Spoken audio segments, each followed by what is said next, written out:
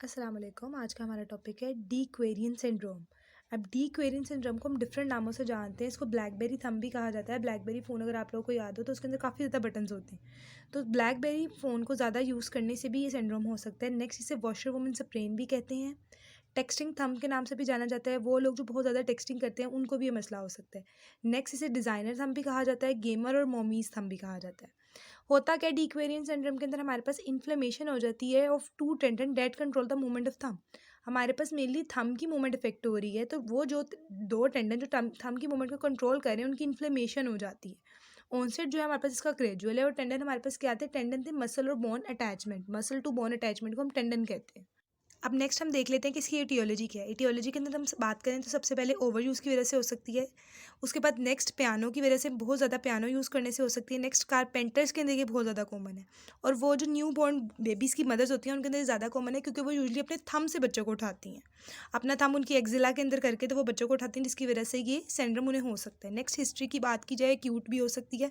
Acute trauma की वजह से हो सकती है, या फिर रेपिटेटिव मूवमेंट की वजह से हो सकती है, या फिर हमारे पास पेशेंट की डेली एक्टिविटीज़ इस तरह की होती हैं जिसकी वजह से उनको ये सिंड्रोम हो सकता है।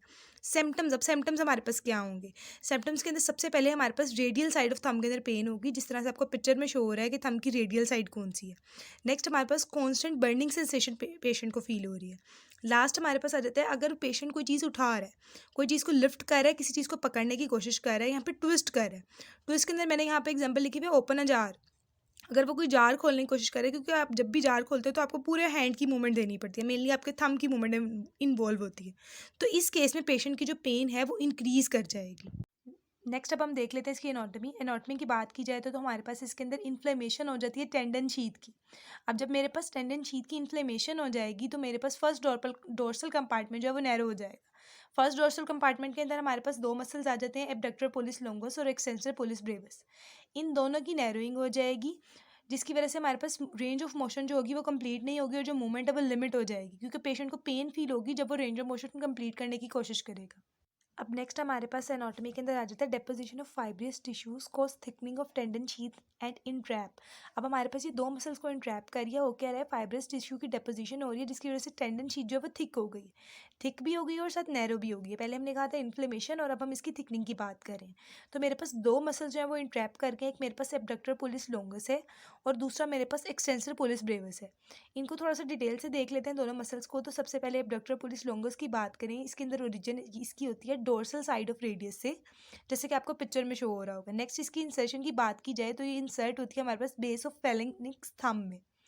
नेक्स्ट हम बात कर लेते हैं एक्सटेंसर पोलिस ब्रेविस की। तो ये हमारे पास इसकी ओरिजिन हो रही है dorsal of radius and ulna से, और हमारे पास इसकी इंसर्शन हो रही है बेस ऑफ ट्रेपीजियम से। जब ये दोनों मसल इंट्रैप हो जाते हैं तो हमें पेन कोज करते हैं।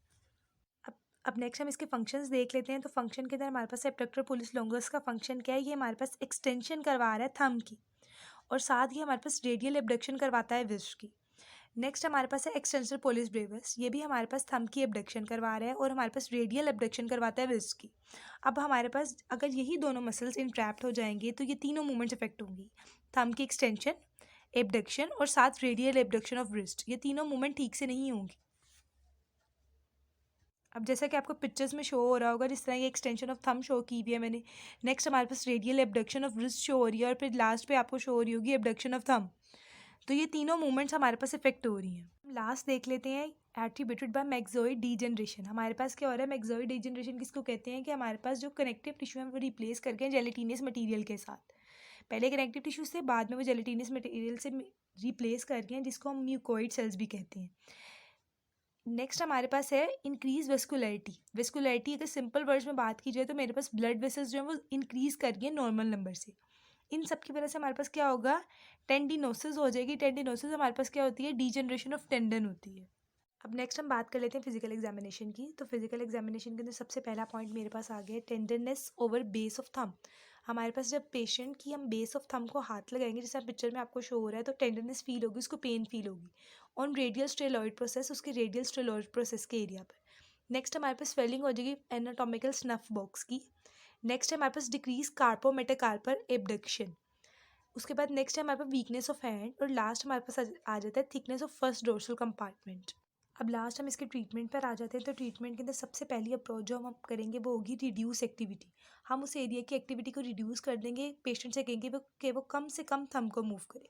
नेक्स्ट, अगर पेन बहुत ज़्यादा है तो हम कॉर्टिकोस्टेरॉइड इंजेक्शन दे सकते हैं, और अगर फिर भी इफेक्ट नहीं करे तो हम सर्जरी कर सकते हैं। अब नॉन सर्जिकल ट्रीटमेंट क्या क्या हो सकता है, हम उसको एनसेड्स देंगे, आइस पैक यूज़ करवा सकते हैं, या फिर हम थम्स इम्प्लिंटिंग यूज़ करवाएंगे। इमेज में आपको शो हो रही होगी थम्स इम्प्लिंटिंग की कुछ पिक्चर्स। ये क्या करती हैं, हमारे पास थंब की मूवमेंट को रिस्ट्रिक्ट कर देती हैं, थंब की एक्स्ट्रा मूवमेंट नहीं होने देती हैं। अब थंब जब हमारे पास ज़्यादा मूव नहीं करता तो हमारे पास रिकवरी आसान हो जाती है। अब उसके बाद नेक्स्ट हमारे पास आ जाती है फिजियोथेरेपी मैनेजमेंट। फिजियोथेरेपी मैनेजमेंट के अंदर सबसे पहले हम उस एरिया की मसाज करवाएंगे। नेक्स्ट हम स्ट्रेंथनिंग एक्सरसाइजेस करवा सकते हैं, या फिर थेराप्यूटिक अल्ट्रासाउंड वहाँ पर यूज़ कर सकते हैं। एक्सरसाइजेस की बात की जाए तो हम इनको आइसोमेट्रिक, इसेंट्रिक एक्सरसाइजेस या फिर रेडियल नर्व की ग्लाइड करवाते हैं, जिससे इनकी रेंज ऑफ मोशन जो है वो इंक्रीज़ करती है।